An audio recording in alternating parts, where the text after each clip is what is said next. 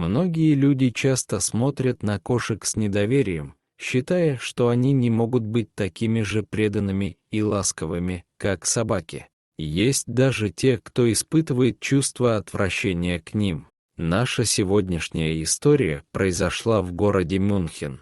Карл и Марсела недавно поженившаяся пара. Они недавно переехали в новую квартиру, где собирались начать новую жизнь, ожидая появления малыша.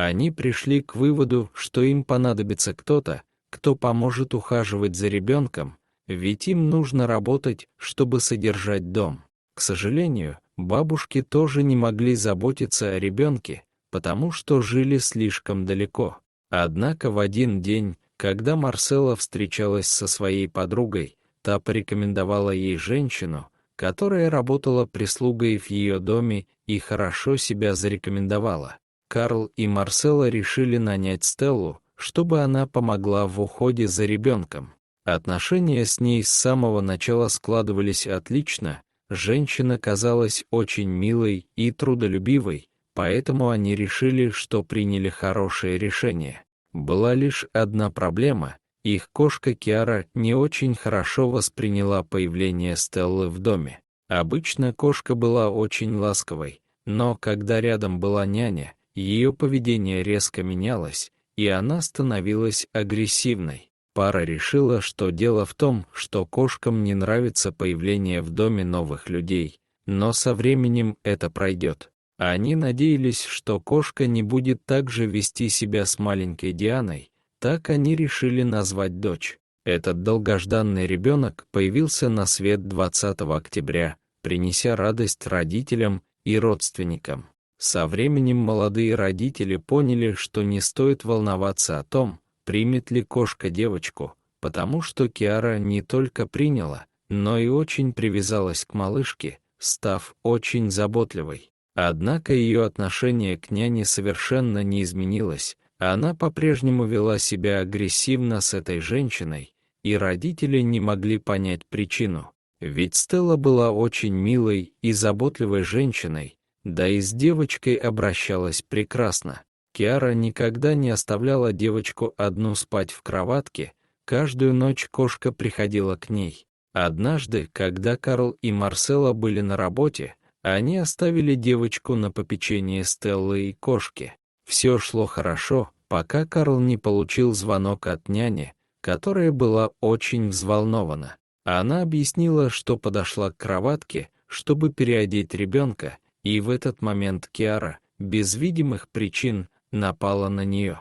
Мужчина понимал, что Киару следует наказать за такое поведение, но, вернувшись домой, решил, что лучше отвезти ее к ветеринару, чтобы он объяснил, почему кошка так себя ведет. Однако ветеринар не смог объяснить такое поведение животного.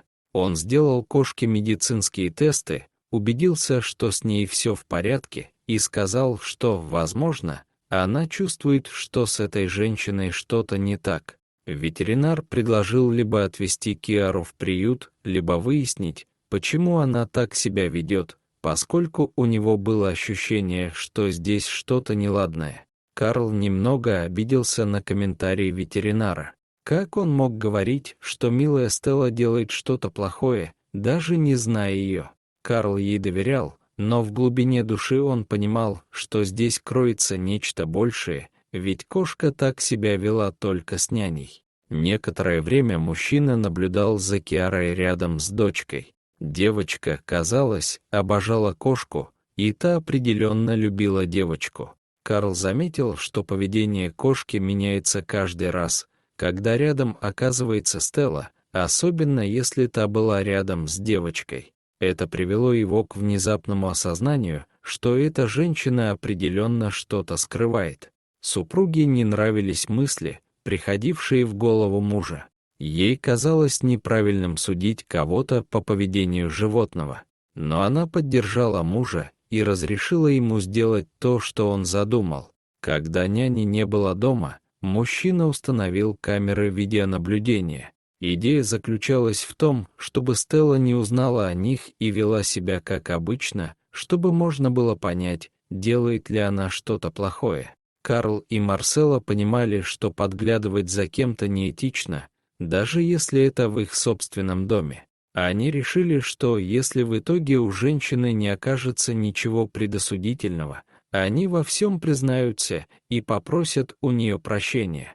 Но с помощью камер они точно получат больше ответов и даже смогут приглядывать за Дианой днем.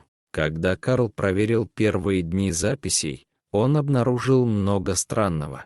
Киара по-прежнему была защитницей Дианы и пристально следила за Стеллой. А та, когда рядом не было родителей, вела себя совсем по-другому.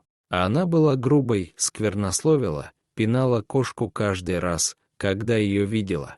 А те немногие разы, когда Стелла могла дотронуться до Дианы, пока рядом не было кошки, в ее движениях чувствовалась грубость, жестокость, что приводило Карла в ярость. Но было кое-что еще, что давало ответы на многие вопросы. Эта женщина воровала вещи из дома. Сперва мелочи, которых не хватились бы, потом дорогие приборы, украшения. Карл не мог поверить, что кошка пыталась предупредить их с самого начала, а они не обратили на это внимания, пустив в дом эту женщину. Мужчина тут же позвонил жене на работу, чтобы рассказать ей обо всем, что он увидел на записях. Марселла была потрясена. Они не могли поверить, что Стелла на такое способна.